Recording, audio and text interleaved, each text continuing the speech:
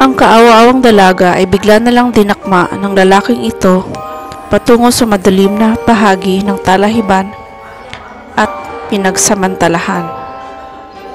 Magandang araw ulit sa inyo mga kaibigan.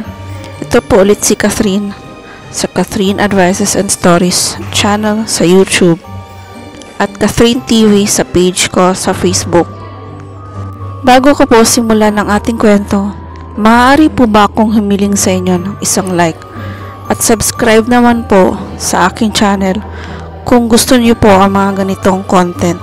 Camarines Sur, o mas kilala sa pinaikling pangalan na Camsur, isa sa pinakamalaking probinsya na makikita sa sentro ng Bicol Region sa Luzon. Dito mo makikita ang Mount Isarog, Caramoan Peninsula, Matukad Island, Caramoan. Puno ng kultura at kasaysayan ang Camarines Sur mula sa mga makasaysayan nitong mga simbahan papunta sa mga maliliit na mga bayan na napapaloob sa probinsya. Dito mo maririnig ang salitang namumutanta ka o ang ibig sabihin ay mahal kita. Tinatawag na Pili ang kabisera ng Camarines Sur. Isa na namang karumaldumal na krimen ang nangyari sa Camarines Sur kamakailan lang. Pangilan na ba ito sa mga rape cases na nangyayari sa bansa? Siya, si Irish May Payonga, 18 anyos na dalaga, isang senior high school sa Ateneo de Naga University. Ang dalagang ito ay inuulat na nawawala noong Oktubre 28, 2023 na nagpaalam sa kanyang mga magulang na dadalo sana sa isang church convention. Nasaan nga ba si Irish May? Ano kayang nangyari sa kanya?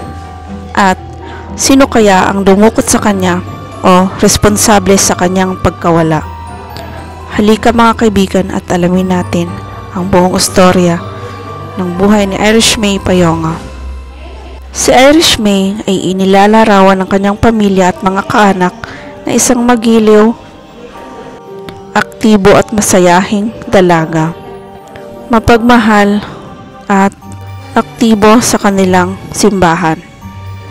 Ayon sa ina ni Irish, noong Oktubre 28, bandang hapon ay nagpaalam ang dalaga na dumalo sa convention ng kanilang Church of God World Missions Southern Luzon Region sa Capital Convention Center doon sa Pili, Camsur.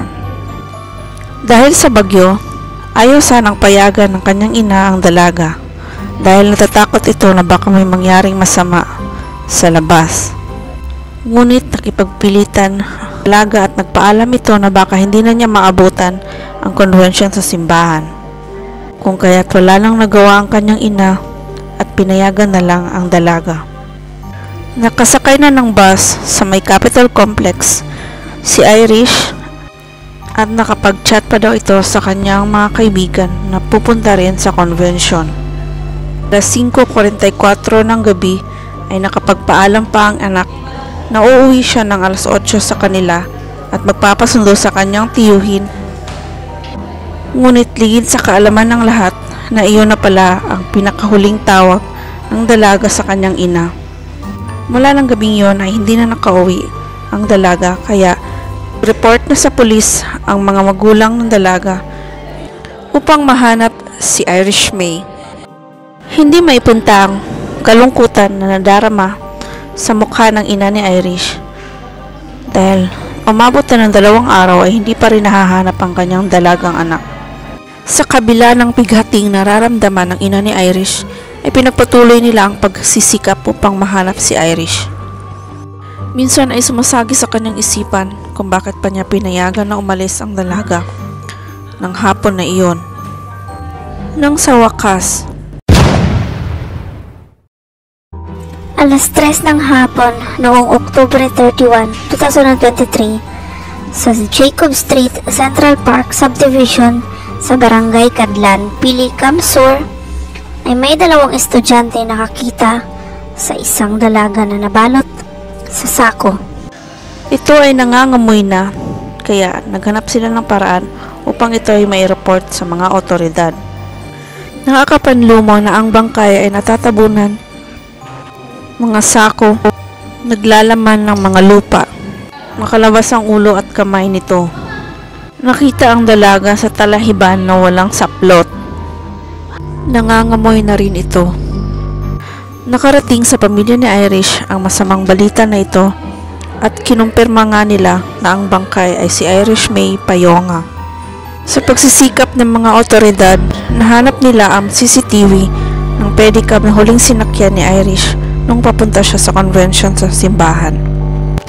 Hinanap ng mga pulis ang pedicab driver na sinakyan ni Irish. Sa kabutihang palad, nakausap ng mga pulis ang balut vendor. Kinumpirma nito na nakasabay niya si Irish noong mga panahon iyon.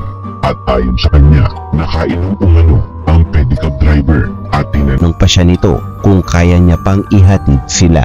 Nauna umanong ibinaba ng driver ang balut vendor. Bukod pa doon ay itinuro rin ng babae ang driver na kilalang si Raymar Belleza. Idinaan ng pedicab driver sa madilim na talahiban si Irish May at doon idinakma at pinagsamantalahan. Ito ay ayon sa salaysay ni Raymar noong siya ay nahuli noong November 1, 2023. Mula noon ay sinampahan ng kaso ang suspetsado ng murder, rape at robbery. Kabila ng lahat, hindi pa rin matanggap ng ina ni Irish ang nangyari sa dalaga. Hindi nila lubos matanggap na ngayon ay hindi na nila makakasama at makakapiling makakausap ang minamahal nilang dalaga. At kulang pa ang buhay ng suspetsado para tuluyang maghilom ang sakit na nararamdaman ng ina at pamilya ng dalaga.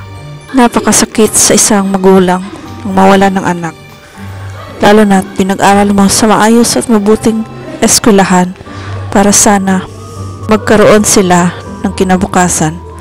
Ngunit sa mga katulad ni Raymar na mga masasamang tao ay kiniti lamang ang buhay ng isang kaawa-awang dalaga. Sana ay hindi na maulit ito. Sana ay wala nang maging rape victims sa ating bansa. Nakakapanlumo na napakarami ng mga kasong ganito na nangyayari at paulit-ulit na nangyayari.